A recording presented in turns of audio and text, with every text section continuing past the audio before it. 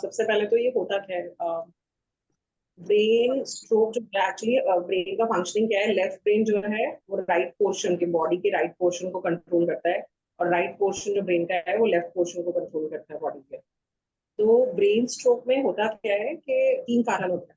तो फर्स्ट तो होता है कि या तो नसों में ब्लॉकेज हो जाए ब्रेन की ब्लड की ब्लॉकेज या कोलेस्ट्रॉल की ब्लॉकेज हो जाए। सेकंड, बस नसें फट जाए, क्योंकि बहुत कम होता है, पर नसें फट जाए उसे ब्रेन हैमरेज कहते हैं। थर्ड होता है नसें सूख जाए, नसें बिल्कुल एकदम कमजोर हो जाएं और सूख जाएं, ये भी बहुत कम होता है। नॉर्मली ब्लॉकेज की वजह से होता है। अभी ब्लॉकेज क्यों होती है? ब्लॉकेज के कई कारण होते हैं। कोलेस्ट्रॉल बढ़ा हुआ होता है या हाई बीपी होता है। या तो हमें कोलेस्ट्रॉल बढ़ गया है हमारे पास हमारी बॉडी में, या फिर बीपी लगातार कंसिस्टेंटली हमारा हाई रहता है। इसका एक कारण होता है हमारा सेडेंटरी लाइफस्टाइल। हम लोग बैठे रहते हैं सारा टाइम, एक्सरसाइज नहीं करते, वर्कआउट नहीं करते, चलते फिरते नहीं है, अपनी बॉडी को मूव नहीं करते। वो भी एक कारण है। एक कारण और है स्ट्रेस। स्ट्रेस बहुत ज्यादा होता है मतलब बॉडी और माइंड में। तो उस वजह से भी ब्रेन हैमरेज या ब्रेन स्ट्रोक के चांसेस हो जाते हैं। और इन सब से हमें पैरालिसिस के चांसेस हो जाते हैं। पैरालिसिस का मतलब क्या है? पैरालिसिस का मतलब है बॉडी का कमजोर हो जाना। अब वो लेफ्ट साइड की बॉडी कमजोर हो जाए या राइट साइड की बॉडी कमजोर हो जाए, हमेशा पैरालिसिस से पहले कभी कभी हमें ऐसा होता है कि हमें इंडिकेशन मिलता है कि बॉडी थोड़ी देर के लिए वीक पड़ती है, और उसके बाद मतलब लेफ्ट साइड की बॉडी या हाथ कमजोर होता है या एकदम चेहरा एकदम फ्रीज हो जाता है, और कुछ टाइम बाद वो ठीक हो जाता है। तो ये वार्निंग साइंस होते हैं, इनको इग्नोर नहीं करना चाहिए। जैसे ही सिचुएशन हो तो इमीडिएटली करना चाहिए। मतलब ये कि हमें कोशिश करनी चाहिए। एक मिनट में ना ये म्यूट, बाकी लोग म्यूट कर ले पहले अपने आप को प्लीज। जितने लोग हैं ना एक बार म्यूट कर ले। एक चीज और कोशिश ये करनी चाहिए कि मतलब ब्रेन स्ट्रोक जब पड़ रहा है तब आप ये नहीं सोच सकते अपनी लाइफ में कि आप इमीडिएटली डॉक्टर के पास चले जाइए, क्योंकि ब्रेन स्ट्रोक 5 से 10 मिनट के बीच में पूरा कंप्लीटली आपकी बॉडी को मतलब फ्रीज कर देता है। तो उस टाइम कोशिश ये करनी चाहिए कि आप जो सामने वाले लोग हैं, जो टेक केयर करने वाले लोग हैं, वो एकदम हिम्मत का आ रहे हर हद तक, क्योंकि इस तरह की चीजों के इलाज है। ऐसा नहीं है कि इलाज नहीं, इलाज है। हेमोपैथी, आयुर्वेदिक, एलोपैथी, सब में थोड़े थोड़े इसके इलाज है, और कई हद तक ये प्रॉब्लम सॉल्व भी हुई है।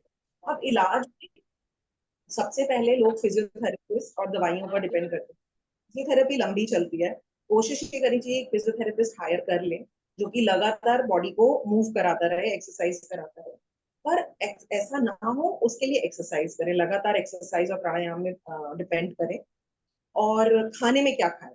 हमें पैरालिसिस ना हो या पैरालिसिस हो जाए उसके बाद भी खाने में ऑयल की मात्रा कम करिए, कम करिए, कम करिए। रेगुलेट करिए ऑयल की मात्रा। और अगर आप ऑयल ले रहे हैं तो कोशिश करिए खाना खाने के बाद कुछ देर वॉक जरूर करें, बॉडी को एक्टिव करें, बॉडी को मूव जरूर करें। हरी सब्जियां हमेशा कहा जाता है बहुत अच्छी होती है। हरी सब्जियों में बहुत सारे वाइटामिन और मिनरल्स होते हैं, वो हेल्प करता है। सबसे ज्यादा इम्पोर्टेंट फूड इसमें क्या है? बीन्स है। बीन्स हर तरीके की दाल, मतलब बीन्स में राजमा हो गए, ग्वार की फली, सेम, हर तरीके की बीन्स को खाना चाहिए। और केला, केले में पोटेशियम बहुत होता है। केला मास्टर फ्रूट है पैरालिसिस को अवॉइड करने के लिए। तो केला जरूर फ्रूट्स में रखना चाहिए, बाकी सब फ्रूट्स इंपॉर्टेंट होते हैं, तो केला बहुत मास्टर फ्रूट है। फिश जरूर खानी चाहिए। जो लोग फिश खाते हैं उनके लिए ओमेगा 3 मिलता है। और अगर वो नहीं खाते तो आप बादाम खाइए, बादाम को भिगोइए और उसका छिलका उतार के वो खाइए, वो भी बहुत अच्छा होता है खाने। अब प्राणायाम में हमें एक्सरसाइज तो अलग है जो हम पहले करते हैं, कि एक्सरसाइज में हमें कोशिश करनी चाहिए कि शीर्षासन या ऐसे आसन जिनमें ब्लड जो है सर की तरफ जाए, हमें वो चीजें, वो एक्सरसाइजेस करनी चाहिए। प्राणायाम में बाकी सब प्राणायाम तो जरूरी है ही, क्योंकि बॉडी में ब्लड को सर्कुलेट करते हैं अच्छे से। तो हम बाकी प्राणायाम की वैल्यू को खत्म नहीं कर सकते। ये नहीं कह सकते कि ये प्राणायाम बहुत इंपॉर्टेंट है। बाकी सारे प्राणायाम बहुत इंपॉर्टेंट है। अनुलोम विलोम, नाड़ी शोधन, ये सब प्राणायाम ब्रेन को कहीं ना कहीं किसी ना किसी लेवल पर इम्पैक्ट करते हैं। इनफैक्ट हर लेवल पर इम्पैक्ट करते हैं ब्रेन के।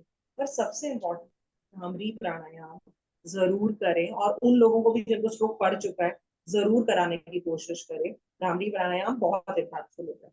अब कल सर ने कुछ दवाइयों के भी 2 नाम लिए थे, वो मुझे याद नहीं है, हो सकता है आगे आप लोग ऐड कर दो। Thank you.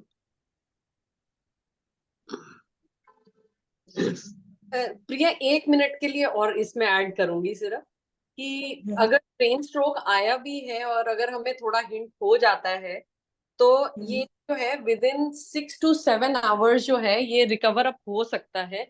रादर 10 आवर्स में हो जाता है रिकवर अप, अगर इसमें पता चल जाए, क्योंकि अगर इसमें मेडिकेशन मिल जाए तो। मैं अपने फादर का कोट करूंगी इसमें कि मेरे फादर को ब्रेन स्ट्रोक आया था और हमें बिल्कुल एहसास नहीं हुआ कि उनको ब्रेन स्ट्रोक आया है। लेकिन ये कि हम उनको टाइमली हॉस्पिटल ले गए, टाइमली क्या, 10 आवर्स के बाद लेके गए। इनफैक्ट जब उन्होंने सिम्टम्स बताए, उन्होंने ये कहा कि मुझे सब तरफ ना रेड रेड कलर के धब्बे क्यों नजर आ रहे हैं। पहले हमें कहते हैं कि अरे तुम लोगों का फेस रेड क्यों हो रहा है, तुम लोगों को सनबर्न्स हो रहे हैं क्या। हमने कहा हमें तो नहीं हो रहे। फिर कहते ये मम्मी को बोला कि ये कर्टन देखो, इस पे रेड रेड दाग क्यों है ये। तो इमीडिएटली, क्योंकि मेरी सिस्टर डॉक्टर है, तो उसने इमीडिएटली कहा, कहती है इनको ब्रेन स्ट्रोक आ रहा है।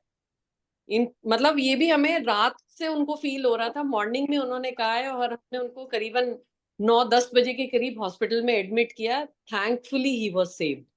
और ऐसे ही एक केस और भी हुआ है, उसके अंदर भी विद इन 6 to 7 आवर्स जो है कोई एक इंजेक्शन लगाते हैं डॉक्टर्स, उससे जो है पैरालिसिस वगैरह का जो स्कोप था वो कम हो गया था, मतलब उनको नहीं हुआ। मेरी मदर इन लॉ के साथ हुआ कि उनको रात को ब्रेन स्ट्रोक आया था और मेरे को नहीं पता चला, मैं अकेली थी, समझ ही नहीं आया कि इनको ब्रेन स्ट्रोक आया हुआ है। और उनके अराउंड 24 आवर्स के बाद स्कैन हुआ था।